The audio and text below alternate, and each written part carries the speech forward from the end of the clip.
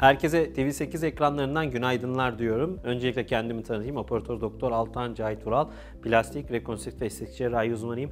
Bugün size biliyorsunuz plastik cerrahları hep estetikle bağdaştırıyorsunuz ama plastik cerrahinin hastalıklarla uğraşan, işte el cerrahisi, bazı maksülofasyal anomaliler, işte kafa yapısının bozuk olması gibi birçok noktada, malformasyonlar gibi noktada aslında sağlıkla ilgili işlerde de görev alıyoruz. Bugün bahsedeceğimiz konulardan bir tanesi de lipödem. Lipödem de bir sağlık sorunu. Birçoklarımız lipödem olduğundan habersizler ve gerçekten farkında değiller. Bu hastalık nedir? Bugün birazcık bu konuyu sizler için detaylandıracağım. Lipödem bacak bölgesinde ve kol bölgesinde aşırı yağlanmanın ve kilo vermeyle düzelmeyen aslında bir şekil bozukluğuna sebep olan bir hastalık. Lipödem kısaca yani Türkçesine çevirecek olursak yağların uzuvlarda yani bacak ve kol bölgelerinden hapsolması diyebiliriz. Lipödem hastalarımız aslında çok çabalayan, gerçekten bu hastalığı farkında olmadan bu konuda çok emek veren ve zayıflamasına rağmen bacaklarındaki deformasyonu ve şekil bozukluğunu çözemeyen hasta grubumuz. Temel olarak bakarsanız bir dolaşım bozukluğu. Yani aslında bölgelerin, bacak bölgesi ve kol bölgesinin aşırı yağlanma ve yağların hapsolmasından kastımız da o. Hapsolarak dolaşımdan uzak kalması ve biz aslında diyet yapsak da, egzersiz yapsak da, spor yapsak da bacaklarımızdaki o aşırı yağlanmaya bağlı olan şekil bozukluğunu, kollarımızda o aşırı yağlanmaya olan şekil bozukluğuna bir çare üretemiyoruz ve neden gitmiyor bu yağlar diyoruz. Eğer sizin de böyle bir probleminiz varsa bir lipödem hastası olabilirsiniz. Lipödem ileri evre, başlangıç evresi gibi birçok evreyle sınıflandırıyoruz. Başlangıç evresinde tedbir almak kolay ve gerçekten tedavi etmesi de çok daha kolay. Eğer bacaklarınızda boy kilo oranınızda bağdaşmayan bir kalınlık veya bir şekil bozukluğu varsa kollarda da olabilir. Lipödem hastası olabilirsiniz. Biz lipödemde kalp damar cerrahisi uzmanlarıyla birlikte çalışıyoruz ve öncelikle dolaşım problemi olup olmadığını ve dolaşım problemini çözülmesinin önemli olduğunu hastalarımıza ifade ediyoruz. Yani bacaklarda ve kollardaki dolaşım sorunlarının öncelikle plastik cerraha gelmeden önce veya gelseniz de bu süreç içinde çözülmesi gerekiyor. Dolayısıyla öncelikle dolaşım bozukluğunu hallediyoruz ve sonra diyet ve egzersizle kilo vermenize rağmen hapsolmuş bu yağlara neler yapılabilir? Onun çaresine bakıyoruz.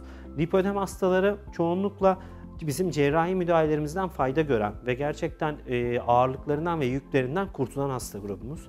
Ama bu diğer estetik ameliyatlar gibi değil, bambaşka tedavi bir protokolü var.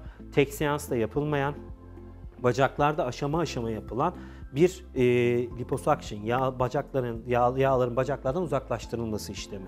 Yani dolayısıyla bir lipödem hastasıysanız evresine göre 2 ya da 3 seans cerrahi müdahale ile karşı karşıya kalabilirsiniz diyorum.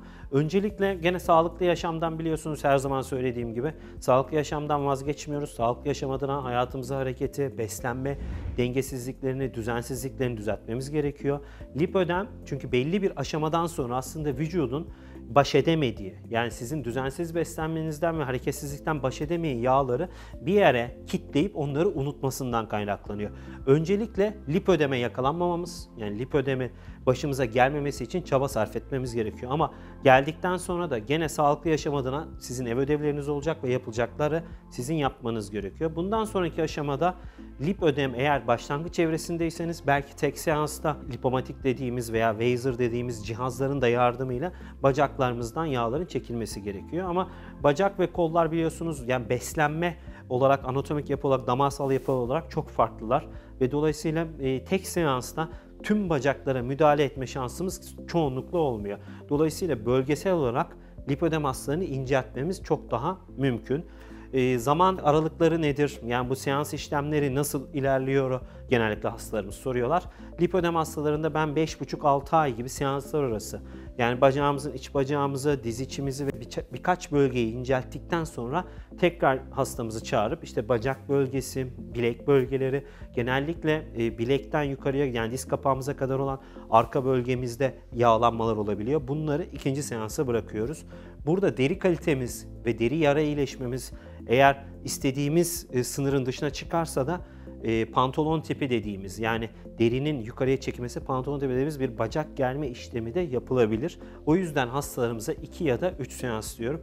Öncelikle ne yapıyoruz? Hemen şöyle kısaca özetleyeyim. Lipödeme yakalanmamaya çalışıyoruz. Eğer vücutta baktığınız zaman vücut bölgeniz ince ve bacaklara doğru kalınlaşıyor, kol bölgeniz kalınlaşıyorsa aslında küçük bir vücut ve kalın bacaklar ve kalın kollar varsa siz lipödeme yakalanmış olabilirsiniz veya lipödeme yatkınlığınız olabilir. Öncelikle hemen tedavi planları için tedbir alıyorsunuz, zayıflama, hareketi hayatınız içine katıyoruz. Ama eğer lipödeme yakalandıysanız da bir kalp damar cerrahına başvuruyorsunuz ve sonra bir plastik cerraha gelip çözüm ve tedavi protokollerini öğreniyorsunuz diyorum. Herkese iyi sabahlar olsun, tekrardan mutlu günleriniz olsun diyorum. Güzellikle kalın, hoşça kalın.